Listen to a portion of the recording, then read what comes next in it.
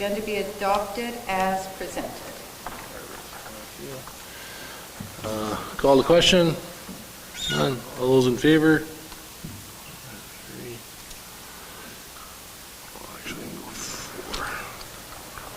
Carried. All right. So the purpose of today's meeting is to review and go over some specific items in our 2024 budget. Part of the process, like this is like the third or fourth time I think we've met so far. And I know we want to start with the PowerPoint presentation from our controller. Laura, you want to go through? Yeah, so I provided you with a full copy of the budget and along with a narrative summary, and this PowerPoint is to just go through that in basically summary for you guys to highlight the major items. So I wanted to go through the methodology that we used this year. So we had each one of the department managers do a SWOT analysis on their department to identify any strengths, weaknesses, opportunities, and threats. To be able to build those items into the budget. So some of the things that you're going to see is a little bit of an increase in revenue by training some of our staff to be able to generate some revenue. So going to personal training programs will bring in more personal training revenue, things like that. And working on negotiating agreements. So for example, the fire department needs to renegotiate their agreements for their retainer fees. Increase in repairs and maintenance expenses for our buildings and equipment, for aging equipment, and increase in prices.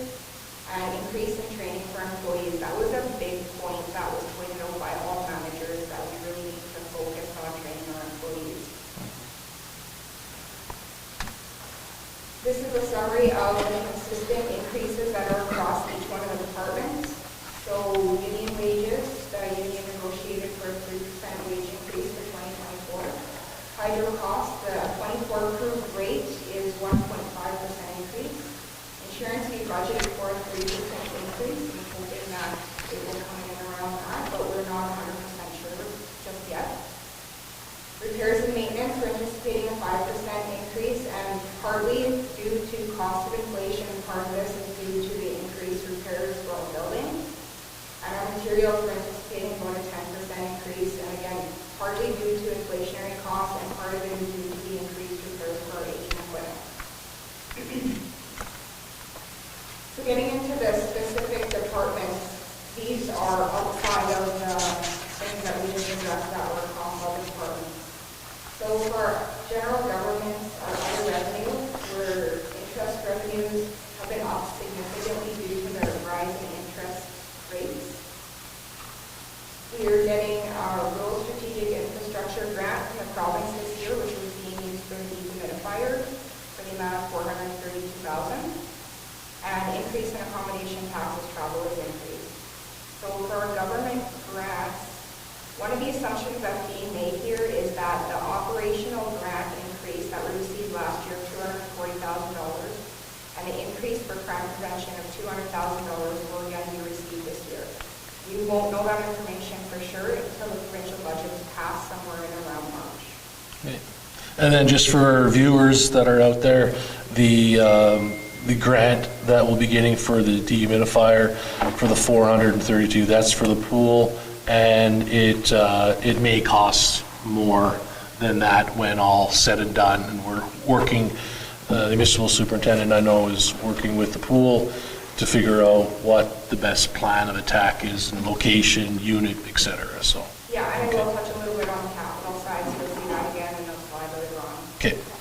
So some decreases in our expenses under general governance are outside contracts. So last year we had some programming changes where we were implementing an HRIS system, so Human Resource Information System. That's going to be rolled out in 24, with the majority of the costs have already been covered in 23. And also the online billing was started, so that will be rolled out in 24, but again budgeted for in 23. So those costs won't be recurring this year. We also have decreased the repairs and maintenance wage costs on the Civic Center just to better align with the last 2 years' actuals. Some of the increases are overall wages for the full year of the new CAO, and the proposed coordinator position that was discussed with council with our CAO. Advertising for the monthly radio show with the mayor. I'm assuming everyone's aware of that. Training for our staff, so both management, well actually all just management is just in general governance, and then other staff are in their departments. There's also been a new request from previous years for a $4,000 grant for Northwest Regional Immigration, and I will give you a slide uploading our normal grants later on. Under protective services, our expenses are projected to increase over the 23 budget and the actuals. And the major things here are our CMP wage. I budgeted 7% increase over 23 as we're in bargaining process again, plus another $42,000 for the body-worn cameras that we're being told we're going to have to pay for in 2022. We're also budgeting to have our RCMP clerks at full staff. The fire department, it's a full year for the deputy fire chief, so that's the only increase there. Public safety, we're hoping to have our public safety officers up and going this year, so there's a full year there, plus a little bit of additional training and equipment for the new coordinator position. And a full year for building inspectors. So that's all protective services relations. For transportation, the major increase there is the airport fuel. So Environment Canada is anticipating we're going to be in a drought again this summer. As you can see, we really don't have a lot of snow. Unfortunately, that means there's going to be lots of forest fires. So we've budgeted more for our fuel sales.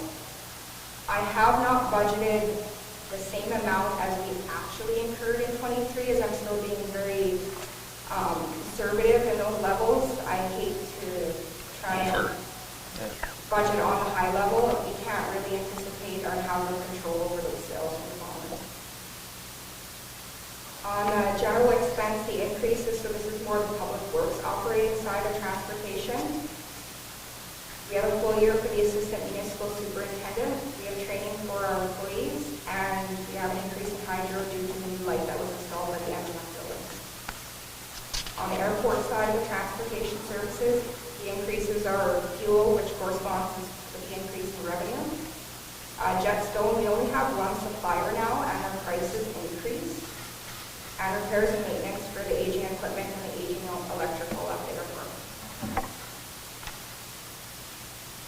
For recreation and cultural services, the revenue, we've increased membership fees, rentals, concession, and summer program revenue. And a lot of this has to do with better aligning with the agreements that have been put in place, and then there's the annual increases that the rec does for the user fees. KRC expenses, there's going to be increase for training for new employees and the personal trainers. Increase in hydro for taking over the meter for the curling club side. That was in the new agreement that was set up for the curling club. That's offset by the increased revenue that we're receiving from the curling club. And increase in some parks maintenance. We're hoping for some more summer students in 24 and 2022. The museum is just the increase for the full year meter director. For the utility side, the expenses are going to increase in the 23 budget, or for the 24 budget over 23 and the actuals. We have increased hydro due to lagoon expansion. Outside contracts due to the aging water treatment plant and equipment, chemicals due to pricing and the lagoon expansion. We have a full year of the assistant municipal superintendent, and we'll be reinstating our transfers to reserves in $400,000. So the assistant superintendent budget is under utilities, not under transportation, or? Both. Oh, they're always both. It's a 50-50 split between Okay. utilities and public works. Okay.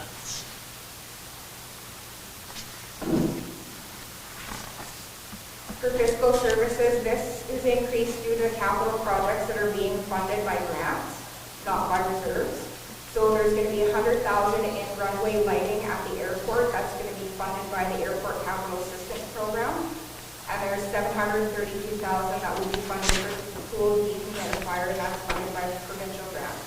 So part of that is that 432 we spoke of earlier. Part of it is an amount that the managers in that department received in 2023 from the selling already. Some of our other categories, environmental health services, this is an increase just due to the landfill closure liability. So in discussions with the auditor, some other municipalities, their landfill closure liabilities have been doubling over the last couple of years. Public health and welfare, we've decreased this to just better align with our last 2 years' actual, so this is the cost over at the cemetery. Economic development services, this includes an additional $25,000 for casual employees. And environmental development services decreased because we're moving the cost for the flowers into the reserve account. So this is what I spoke of earlier, where we're listing of all the grants that we supported in 2023. The costs are basically unchanging for 24, except a slight increase in the CEC for the wage increase. So none of these are new except for the $4,000 being requested by Northwest Regional Immigration Services. And I know that some people haven't done their presentations to council yet. So the amount for the CDC is to cover the wage for one full-time employee, one casual employee, and the $7,200 in grant that has been the same amount every year. The amount for the library is stated as the same as 23, and I don't believe that they have made any additional requests for 2024, but I haven't seen that yet. The amount for the recycling center is stated in the same amount that was for 23, not for the amount that they might be requesting, but I don't believe they presented to the council yet. And DMC, I haven't previously shown these amounts in the budget in prior years, and we're doing that this year just to be able to balance it out better when you're looking at your financial statements, to be able to see what's coming out of there and what's going in. Laura, Yeah.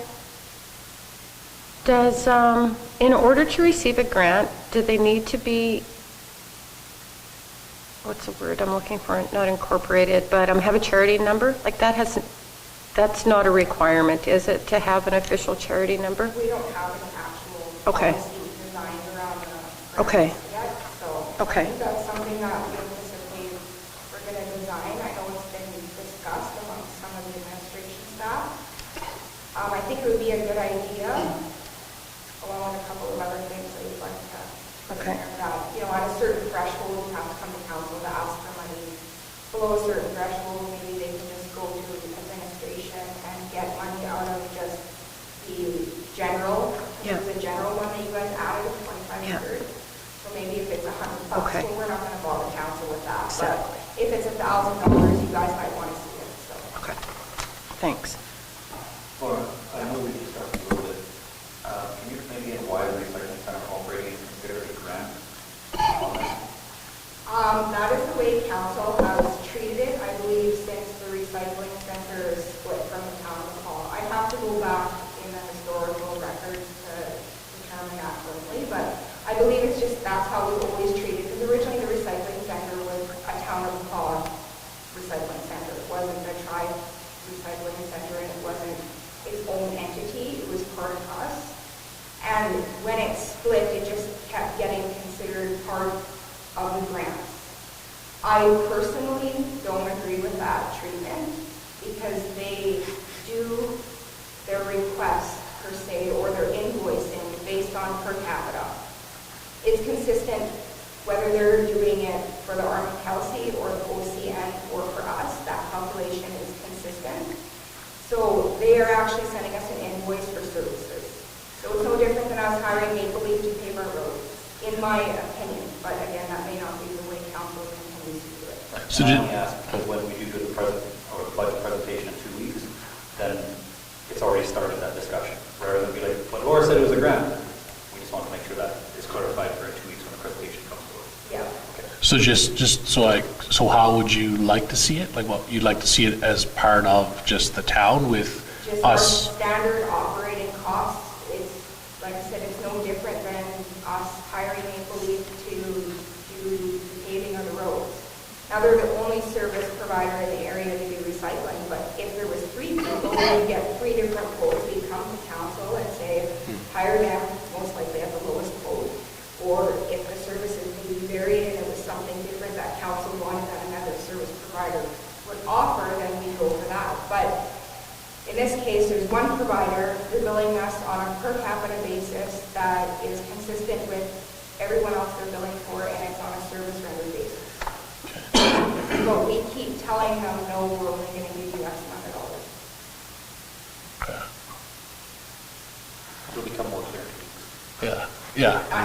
I got a few questions, but I don't want to like just focus on that. I was just kind of, so what would you do? I'll ask this question. So they would just bill, or the other communities would just do the same as we're doing in terms, like who would own and operate that group?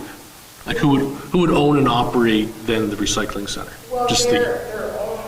They're their own. entity. They're their own corporation, so they're controlled by the board. They're just basically a contractor. Yeah. But what's going on is the per capita numbers aren't aligned, so Town of the Paws grant tends to be a little bit more than what it should be opposed to others. Yeah. Well, I mean, there's an agreement there that needs to be whatever Yeah. refitted, but yeah, no, okay, interesting. Town of To, Ottawa has door-to-door pickup service. Yeah, So that will yeah. be discussed in 2 weeks. okay. Okay. Laura, I have one question as well. Yeah. Just for clarification, why does the museum not appear on there? Because the museum's directly built into the town of Vaughan budget, they are our entity. Well, all these other people here are not.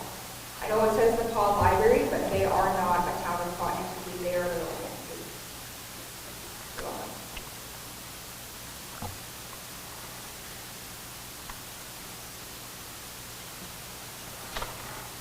this is just, again, what we discussed before in our previous meeting. It's our new capital requests, slash reserve request. So I just wanted to give you a quick slideshow in case anyone has any questions or concerns about what we talked about before with capital.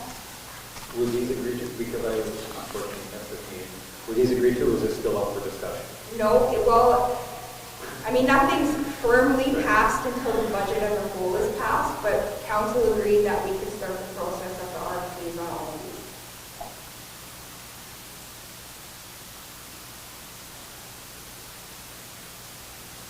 So at the end of the day, this is the proposed mill rate.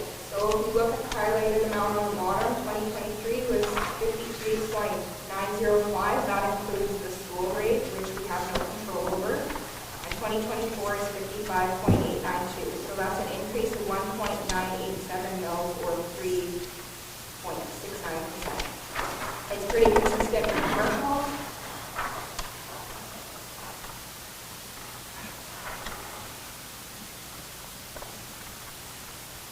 And here I'm providing you with taxation examples.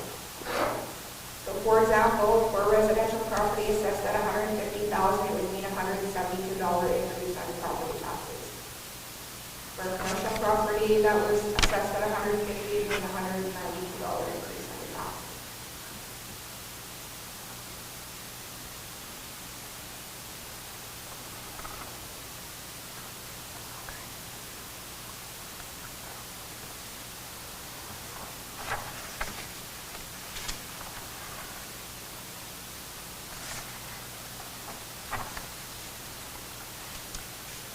And again, I think it's important to note too, not that this is a done deal by any means, it's just, we're still got lots to go in the process and approving everything and discussing things further, but there was a good article in the paper not that long ago with the city of Brandon.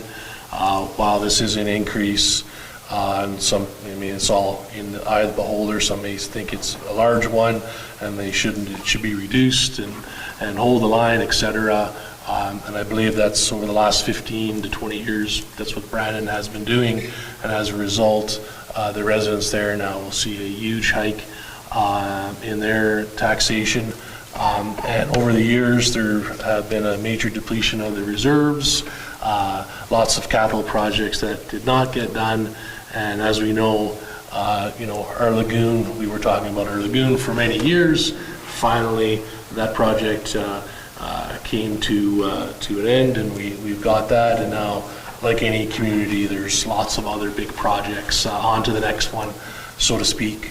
So it's important to make increases where need be, and with the cost of everything going up, it has to be moved somewhere. So our biggest source of revenue is taxation, obviously, so unfortunately that's where the burden sits.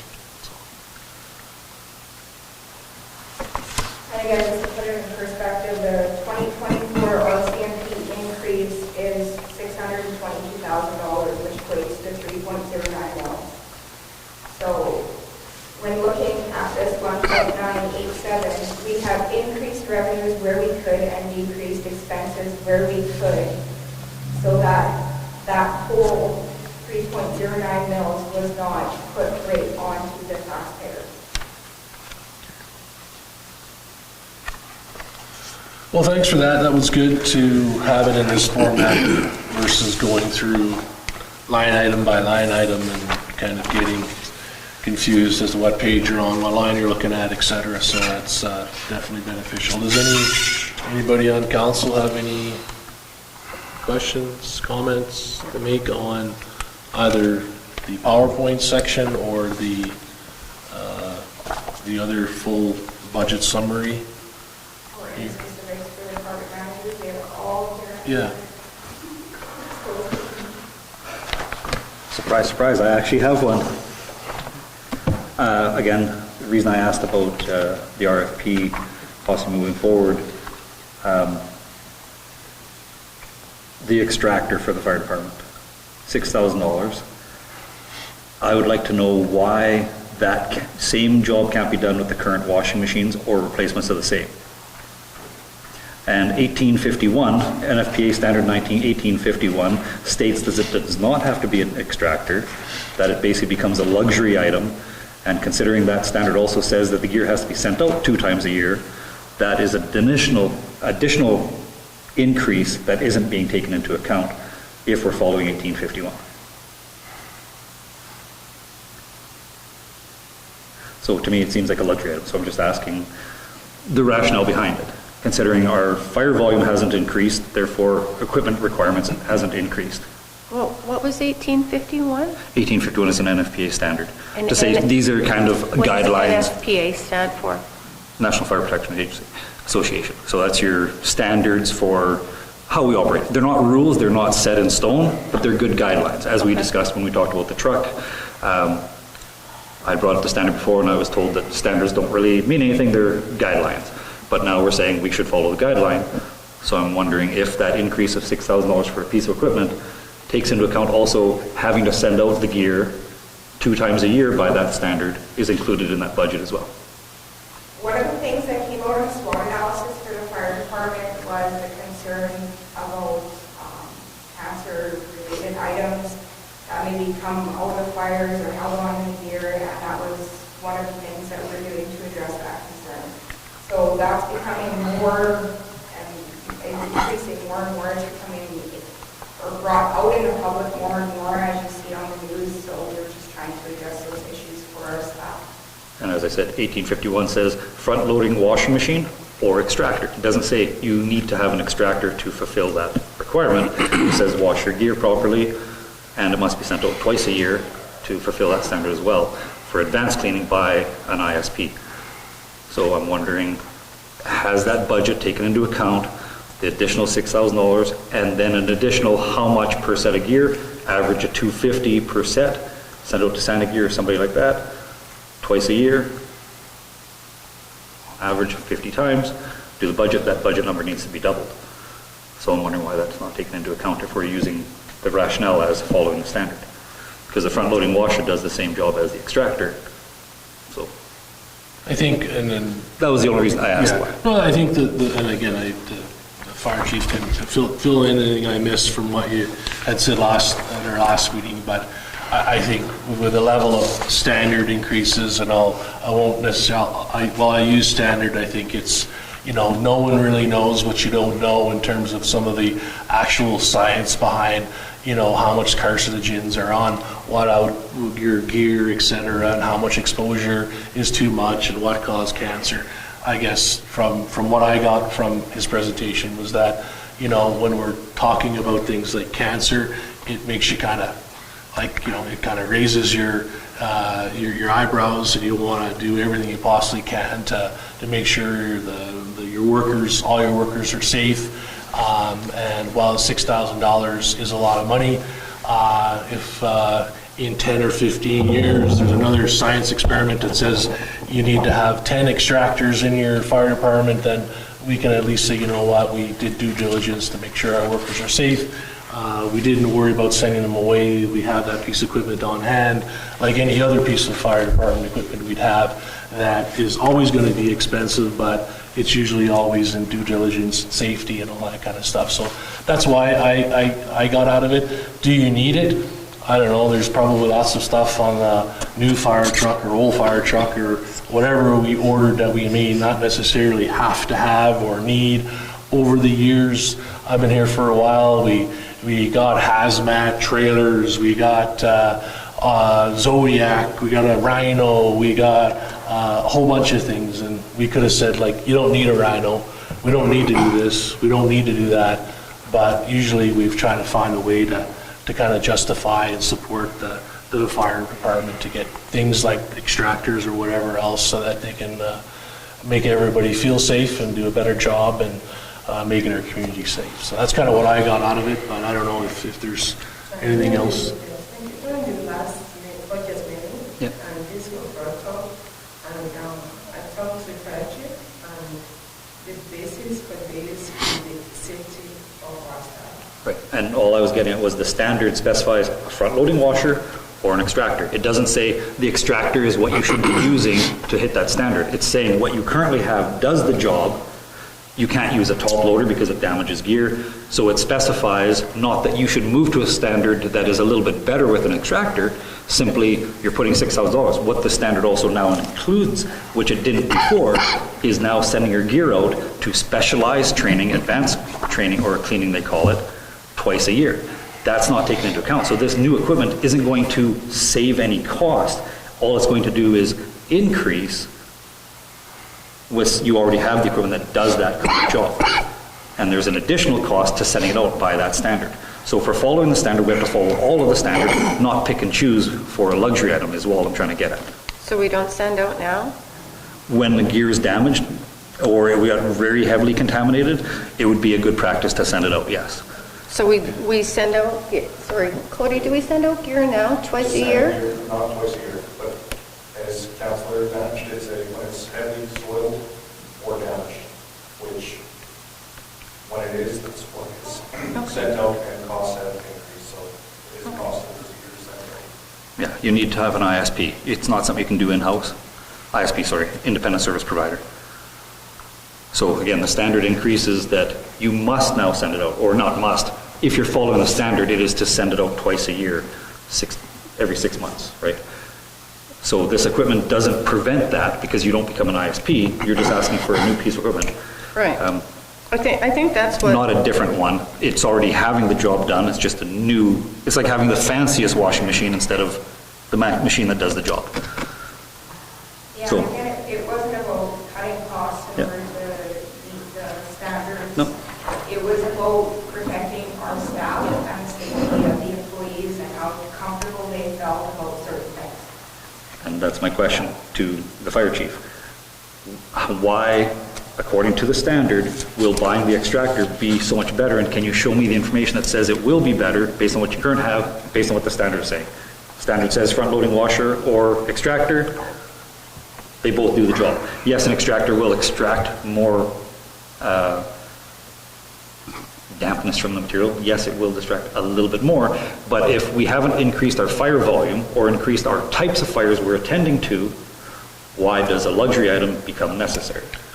I think, that's a question I don't think is really answerable, to be honest with you, because again, in 5 years, 10 years, we might be presenting the fire chief with an award because we found out later that all these carcinogen and the machine he was using, and to me, it's just due diligence. It's just stats, that's all it is, taking the statistics, I know, right? but there's other, many other items that come forward to council, whether it be the radial saw that was purchased by transportation, that I think at one point in time wasn't really something that people wanted to purchase because they didn't think it was going to be effective. And for me to say to the superintendent, show me that it's going to be the stats and it's going to be better.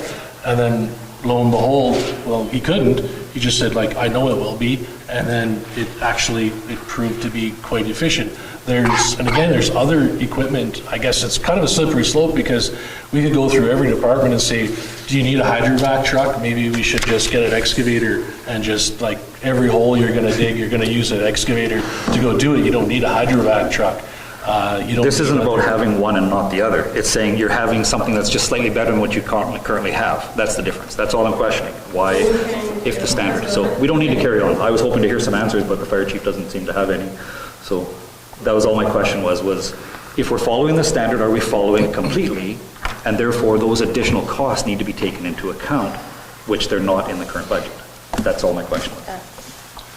And he did have the answers, Councillor Match. So you did not attend the meeting where he made his presentation. So He talked about sending the Giro twice a year? It's unfair. Well, if you were at the meeting, I'm asking that question. I was you unfortunate to would be have there. known. So it's unfair to say that. So I'm asking, that's why I'm asking now, if we could have this, I was told, let's have a quick discussion. So I asked the question, was that part of the discussion?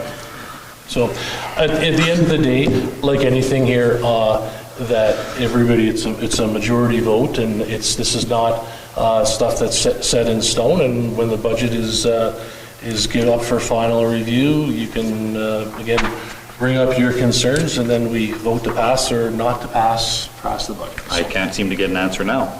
I'm being told to be dismissed. You're saying, well, you should have been there then. Yeah. Well, I was asked to give the opportunity to ask the question again, and I'm not getting an answer. No.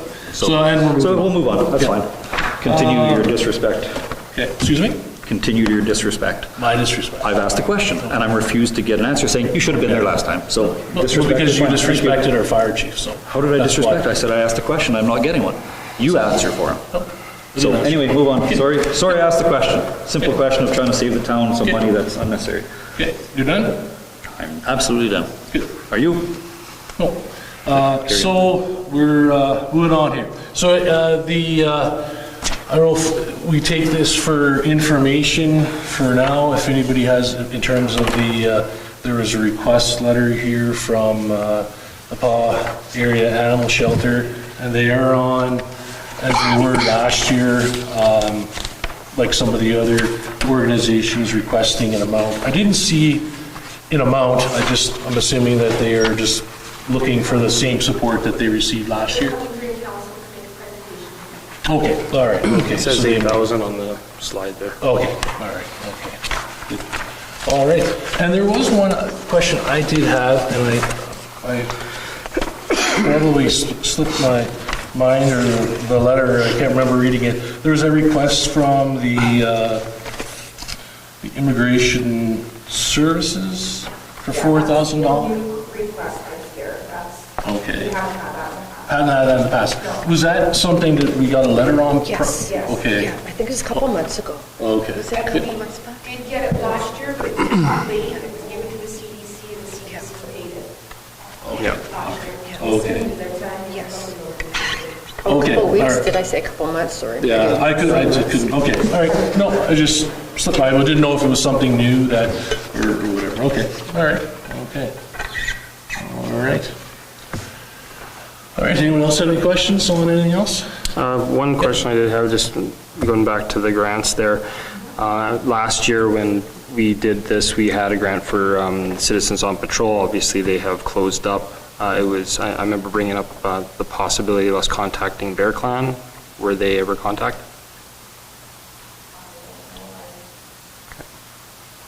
We put the call for grants out on Facebook like council asked us to, and we But we didn't reach to them. did reach Okay. into the individual groups. Okay. And I do know, I can ask I do know, not to speak for them, but I think they were struggling for volunteers as a group themselves, I believe, but, Bear Clan? yeah. Or COPP? Yeah, Bear Clan, so I can ask, Linda Michelle, I believe, is the No, yeah, I could reach out to them too. I just wasn't sure if we should be or if it should come from Yeah, administration. I mean, doesn't hurt. I mean, they do good things too, like lots of the other groups, so. we Okay. can- I do have a comment, though. Yep. Thanks again. When it comes to the taxation examples, it takes a lot of time to put in all the changes and the variances from each assessment. And we all know that council changes this mill rate a couple times before we come to our decision. So thank you for providing the information the way that it was. I do have a question, though, only because I did notice in terms of the new pub rates. If and when you get a chance, if we could do, say, if somebody's water bill was $150, what it may look at like now. If it was $200, what would it look like? Like, Okay, yeah. Do you know what I mean? An example of like a two-person household and a four-person household, and that's being a need presented to council tonight. Yeah, we saw was that the already. breakdown in It's in the there? email. We had that already. It's probably out in the email on Friday. Oh, I thought. I sent an email. Yeah, you sent one. We have that information. Yeah. No, but it's not presented the way that, like, the assessments are presented, was it? Did I miss something? Yeah, so it has to be on, Oh, okay, Consumption okay. of water for the average two-person household and Okay. average four-person household. Okay, so then, maybe I missed part of it. okay, that's good. Thank you. Season specifically. It's okay, I'll look at it again. Yeah, I may have missed something, or misunderstood. Water bill examples. Oh, you sent that today? I didn't see it at all, that's why. Yeah, that's why. Okay. All right, well, thank you guys, and thank all the managers for coming, appreciate it, and with that, we'll motion to adjourn. I have a quick question. Oh, sure. Council, before we adjourn. Yep. I would like to get your feelings on current mill rate and how that looks on taxation examples. Because like Councilor Atkinson stated, we often go back and forth, and a lot of time the decisions that you make are based on how the increases are going to move forward. Yeah, I mean, I think, you know, there's, I don't have, I think it's, we're doing what we should be doing, and there's not really, you know, we always get down to, I always joke, but it always does get down to we're nitpicking on the grants to organizations and trying to figure out where we should go. I don't feel like it's probably going to change dramatically, but I'm just one person. I think it's probably close to where it's going to end up, and depending on some of the other presentations that are left to happen, then I you know, there's going to be an increase. There's, you know, we could, again, if things go till a full 180 here, I mean, and we say we're going to put less towards the reserves and we're not going to do this, then we could hold the line, but I don't think that's a smart thing to do. But yeah, I don't know what the rest of the council feel like in terms of where that number is and where we all kind of feel it's going to be somewhere along that mark. I don't know. Whatever, speak for themselves. Well, I think you said it right. We each have our own vote here, so it's going to be what we come to as a consensus. I was probably saying the exact opposite thing to get myself reelected, but I think this is almost too low. We're actually really cutting because we're compensating for the RCMP once again. We're coming out of 3 or 4 years of 6, 7, 8% inflation. We're looking at, excuse me, other communities around the province that are like Brandon, as you mentioned. They may have a 13% property increase for 4 years. Winnipeg today was talking about cutting services just to toe the line. We're going to have to cut services probably at some point too, just to keep compensating as well. So this 3.67%, I know for people that are paying their taxes out there, this seems like a lot, but it's probably nowhere near enough.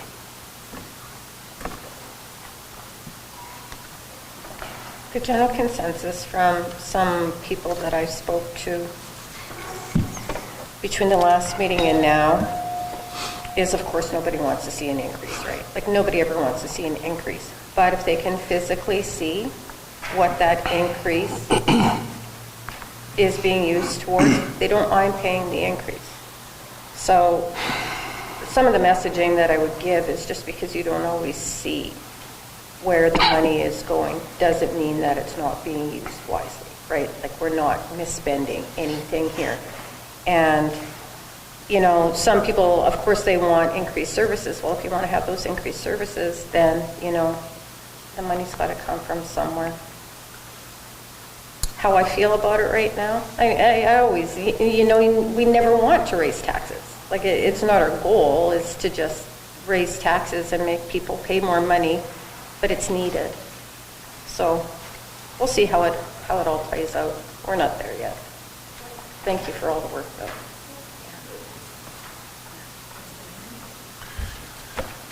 Again, everything is going up. There's nothing different about taxes having to go up.